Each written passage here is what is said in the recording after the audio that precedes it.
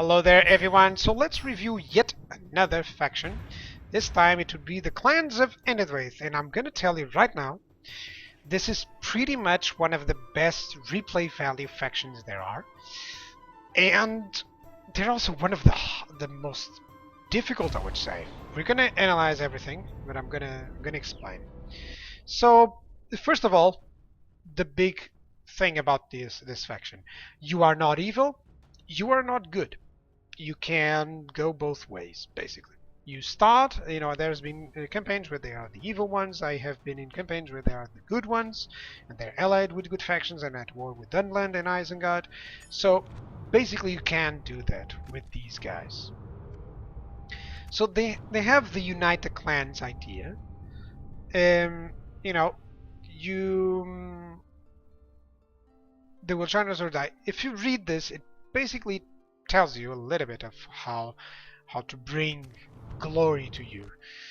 But I'm gonna straight up tell you that this is about the hardest campaign, I believe, that you can have. Mostly because you quickly have to think about if you're going... There's an event, by the way, that will happen that will provide you either with an alliance with Dunland or not.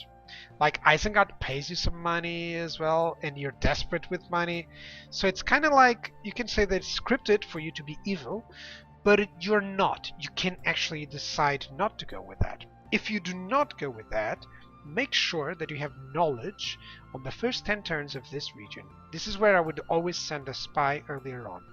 Because if you can see that Rohan is getting the upper hand, you can avoid Isengard and just make sure that you get good relationship with Rohan. Because if not, it will ask you to declare war, blah blah blah blah blah blah. Okay, so bear that event in place. I wanted to talk about it the first minutes so that you can consider that. Now, they have about the easiest victory condition there is. Hold 40 regions. No, go to war. You only need your capital. So basically just conquer anything that you would like. Go, if you want to go north, you go north. If you want to go south, you go south. If you want to beat Gondor, go Gondor. If you want to take on Mordor, go Mordor. If you want to go for the Misty Mountains, feel free. You can do anything that you would like. If you want to go to the south and take Umbar, be my guest. Which also provides such a strong replay value, as I was saying. It's just interesting. Start with no enemies, no allies. So you can just... And you also have a lot of rebel settlements nearby. This is probably one of the factions that I'm going to show you the map without anything, so I'm going to toggle Fog of War off in just a moment. Now you do have a lot of forts nearby, which is really important. You're going to need them. I mean, you have plenty of forts. Right near your capital you have 3, 4 forts. Almost every single place has like a fort. 5 forts. And they're very important. There's going to be another fort here. Like, this is your bread and butter. This is where you're going to have to make sure that you mass units like hell. Because your units are the weakest that anyone has.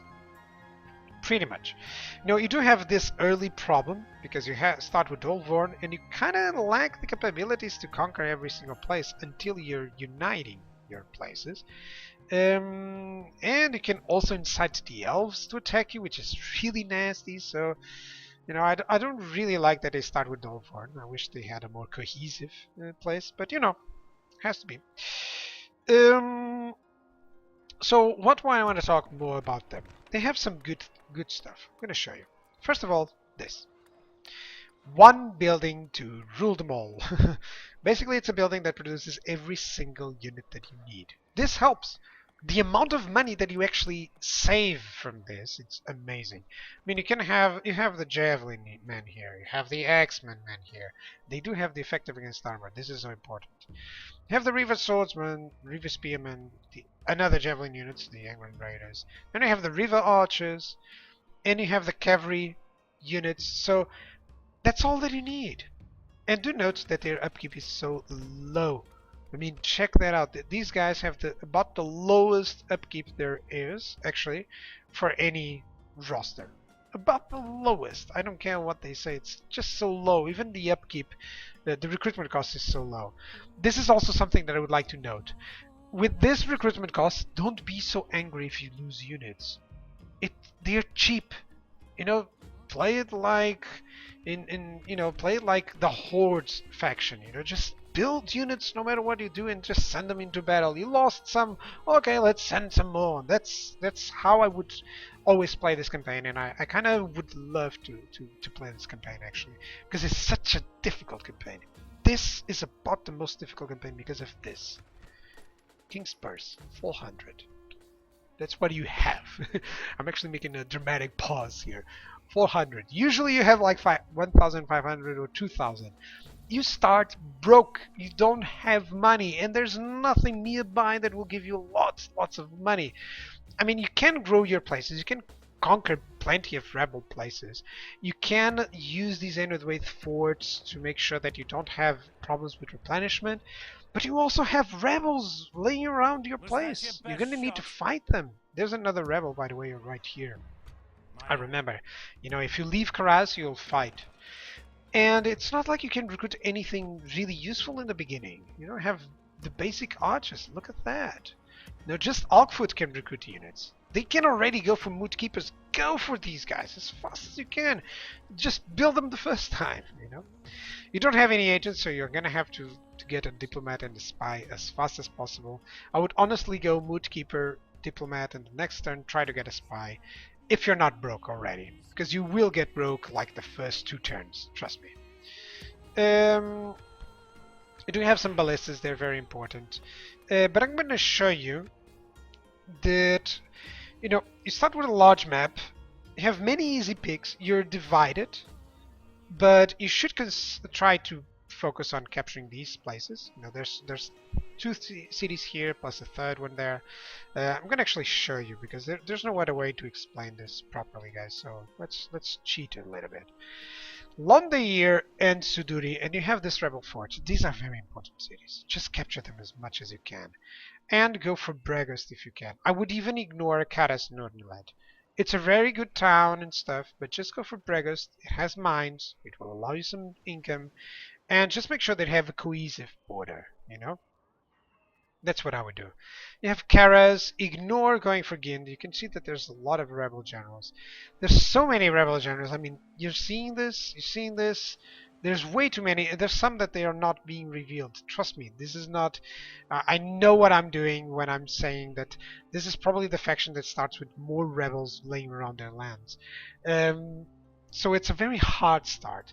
However, if you can do it, if you can capture these places, then you'll just stay put and build up a little bit. Now, you have plenty. Let's talk about military. I already spoke about that a little bit. You have plenty of units. They're very cheap. You have good overall balance. They have a very focused army on javelins. I'm going to show you that. Not that, the building details. So there we go. It's this one? No, it's this one. There we go. So let's see in the end what you can get. The Raiders, these are javelin units. You know, the missile attack 80. They're good javelin units, by the way. One of the best in terms of the missile attack, range, and accuracy in missiles. It's really cool. Considering their upkeep, it's really nice. In order to get these units for the elves, you have to pay like 400 in upkeep. Consider that. This is probably one of the best javelins there are. Then you have the Greyfield Axemen, 190 upkeep for a unit that has effective against armor and 8 attack. These guys hack and slash like no one. It's really cool. Use them as flanking units. They'll do the trick. You have some basic spearmen that can hold off a lot of cavalry. Careful because you're near Rohan, so you know, of course, that will be a problem. Have some river swordsmen. These are most likely just militia troops. I mean, the bandits have 6 attack, 2 defense, but you know, they can be relied upon a little bit. Angren Raiders, again, they can hide anywhere, take advantage of this, and effective against armor. So yet another javelin unit. They're not as good as the Greyfield Raiders, I would say, but they still have the bonus versus armor, so consider that. A couple of these would always be fine. Then I have the basic River Archer. They're better, by the way, than their Fort Archers counterparts, so I would always recruit the River Archers, no matter what. Have the Enedwaith Outriders. They're skilled against mounts at least, which is really nice. So it's basically a light cavalry that can deal with the enemy's light cavalry. It's pretty much how you can describe that. Then you have the Greyfoot Riders, very cost-effective upkeep. I mean, a javelin unit that is mounted basically, and I think you can predict that earlier on you're not going to have a problem against any enemy cavalry. You're going to be the guy flanking, so get as many cavalry as you can. Make this a cavalry faction. That's what I would do. You know, just get some archers, javelins, and some spearmen and swordsmen. That's about it. Then you have the elite units. Believe it or not, this is an elite unit. Very long spears, and this is a Moot Pikeman. 413, they do not have any shields, although you do see the design that they do not have shields, so they're very vulnerable to archers. Upkeep 330, this is a problem. You know, if they were cheaper, they would be good elite units. I'm using this because they're not really elite. I mean, there's basic units that are better than these, but you know, that's what you have. Have the Moot Keepers. Certainly the Inspire nearby troops is excellent. They're actually really cool on the attack 915. This is a medium unit that poses as an elite unit. And now let's go into the best units that you have. River Elders are elite spearmen. Basically, they have the chanting. They can hide anywhere and they're skilled against mounts. Put them with your own cavalry. Surprise the enemy cavalry with these guys. Trust me, you don't want as Rohan to charge these guys. I've lost some units with that. You know, put a River Elder unit. Do this. You have a cavalry unit. Put a River Elder in front of their cavalry unit. And put an Angren Raider unit there. They both can hide anywhere and they can deal with anything that comes up. An armored unit, the Angren Raiders will give them such a nasty hit. The River Elders can pretty much pinpoint them while they flank. So anything that they send against your weak cavalry can be countered upon with these guys. That'll be an amazing idea. Play like Alexander the Great with Macedonians. That's what I would do. I would honestly play differently. And finally, lastly, I do have the Fortresses of Haleth. Now, Missile Attack 5, it's pretty a problem for me. They can hide anywhere, so I would take advantage of that and try to make sure that these guys go around the enemy army. But they do have this, you know, 220 meters and very high accuracy. Just use these guys. You know, they're your best archers. And for a unit like this, they're so inexpensive. So inexpensive. Recruit them as fast as you can. Now, would you say that that's about it? Well, of course not. They do have siege. They do have ballistas and catapults, but do they have anything else? I mean, it just seemed, yeah, well, I have boats. It just seemed that you didn't have anything else. Well, you do have some outlaws. You see this? I'm going to explain how you play with these guys. Send them to die. They cost more to maintain than to recruit. So just send them to die. You know, these are the guys that should do anything that you don't want to do with any other unit. You should use these guys to soak missiles. You should use these guys to siege up castles. Just send hordes of these guys. Recruitment cost 80. That's nothing. Always recruit these guys whenever available, and just send them to kill all the mercenaries that are around. And when you're weak on money, just disband these guys. Disband them. Just send them away and you'll have no problems in recruiting them again. You know, it's much better to do that. Kind of the same thing can happen with the Hunter's Guildsmen. They can hide anywhere. They have an average range, and these are your basic archers. But in all honesty, I would never recruit too many of these guys because the river archers that you've seen are better and they're not really that costly. So basically, I would always use river archers. So, are we done yet with men? Not yet. And this is on the food production, so that's also a good thing to consider. You have the Fighter's Pit, and not really a big deal. Have the Archers Guild, which is kind of cool. Have the Moot Hall, so you always can get the 3rd free upkeep units. These are your elite units, the Elder Guildsmen, your general units. They're very good general units. You know, the upkeep is much weaker than anything else, and very good range and accuracy. It's nice. It's a nice overall general unit, but it's not your typical general unit. I'm going to show you. You also have the Fort Town, of course, you know about that. You also have Guardians of Enedwaith. If you build the Enedwaith Guild Hall, it gives a melee weapon bonus, and the Guardians of Enedwaith are really cool. I mean, these are, of course, it requires a unified Enedwaith. It's going to be a problem. You're going to need a lot of captures before you have this. But this is pretty much an elite javelin unit that can go toe-to-toe with anyone in melee. Skill against mounts and effective against armor is always nice, but the frightened nearby enemy infantry always get a couple of these on an army, I would say, later on in the game. This is a very late army. Is it done? Not yet. Not yet, because most of your army is comprised of... Most of your generals are these guys. Oh, hang on. It's not this. Epic fail. There we go. I think it's this guy. No, these are Elder Guildsmen. You also have... where's the other guys? Oh no, basically, you do have the Elder Guildsmen. I think if I leave here, I'm gonna have a problem. No, you have this forest of Haleth. That's what I wanted to stay. So you have the Elder Guildsmen, and then you have the special ability. Where are the... Oh, that's with Dunland. I was confusing with the skin changes. Oh, silly. I just saw the notes here from Dunland for the next and confused them. Silly mistake. Okay, so basically it's actually even better. You have better overall generals. I think the skin changes, for instance, from the Vale of Anduin. Sorry, from the Vale of Anduin. Are actually the kind of one of the worst units. They're not game-changing. But I would say that these are also not game-changing. If you would get Foresters of Haleth on every general, then I would say that it was game-changing. Like, recruit any generals that you can, as fast as possible. You have some mercenaries who are bandits. Pretty much, the upkeep is very low, it's kind of fine. You then have some good generals, I'm going to show you. You start with some interesting generals. All of them have, like, a special ability, if I'm not mistaken. Yeah, you have some defensive stances. They have some night fighters, so every single one of your initial guys has some decent stuff.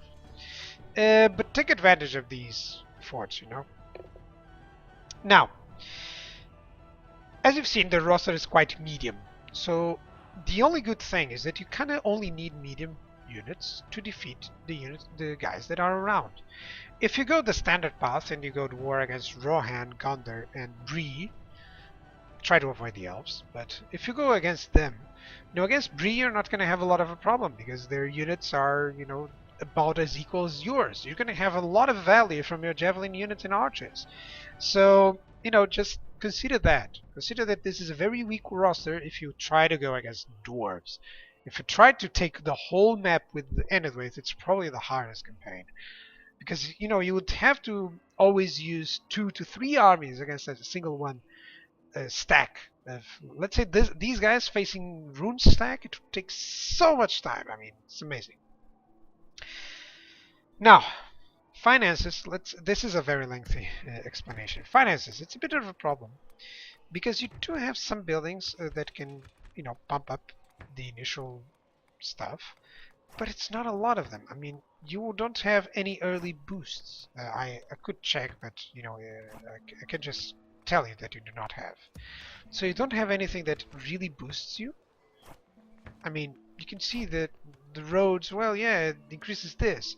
And by the time that you can actually increase the roads for them to produce a lot more, you're already broke, so you can't build them up. So try to get early edges, as in try to make sure that you get all the roads, for instance, so that you can march safely, or get all the ports and get trade agreements so that you can manage those.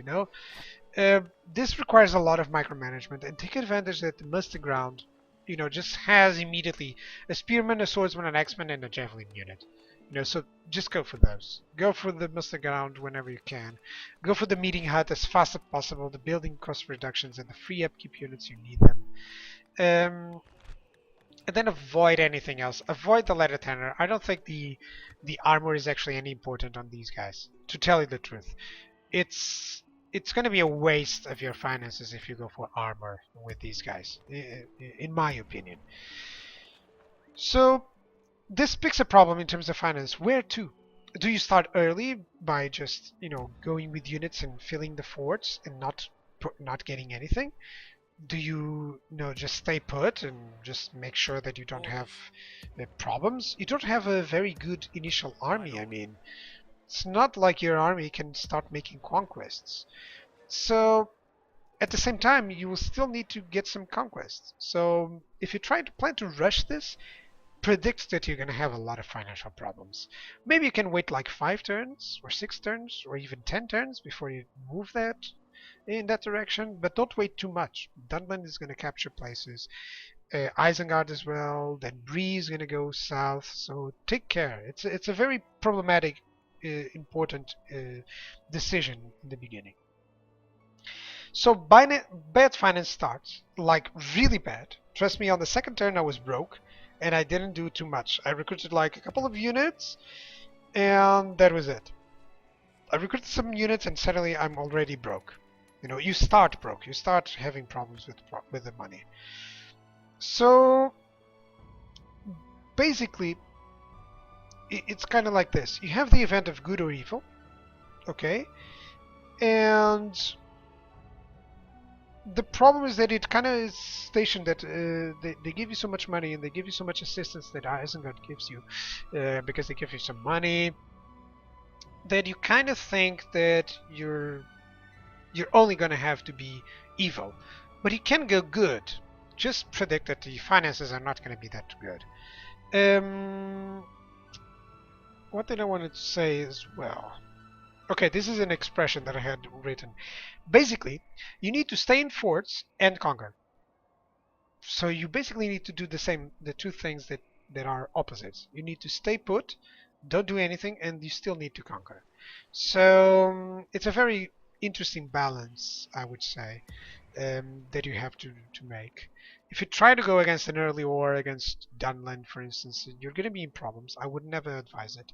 So it's still one of the most interesting factions. Still, if they had a little bit more purse, I predict this would be the one of the factions that everyone would love to play. Since it doesn't, it poses that problem with money. And don't even think about pushing north from here. Don't do it.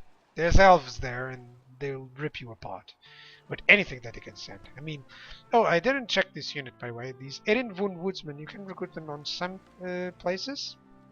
The Erenvorn region, which is about here, the Dolvorn and stuff, but they're not really that good. The skill against mounts, it's a spearman unit that doesn't have a shield, honestly. Morale poor, morale response poor. It's basically it. Don't expect too much of these guys. So yeah, that is it. That is it for Enedwaith. It's pretty much a very difficult beginning. Yes, I'm gonna show you that you can actually start. These guys are not free upkeep yet. So you can actually start immediately by going to the forts. You can't reach it, which is awful. Yes, my lord. Let me just show you. Yeah, so these guys would need a fort. There's no fort here, and you can't pass the rebels. You have all these problems that you have to face. You can get a watchtower here. I think it doesn't reveal that there's an enemy there, but there is. You don't have roads. You have to build the roads. You have to build anything. It kind of starts a campaign in a different manner. Guys, sorry about my later on description here of the campaign. It's kind of a difficult campaign to explain because it changes so much. But I still think it's one of the best. And I like to explain that it's probably a long campaign with the easiest victory condition there is. So, because it's going to take you quite a while to do that. So yeah, guys, that'll be it. Thank you very much for watching, and I'll see you on the next review. Bye bye.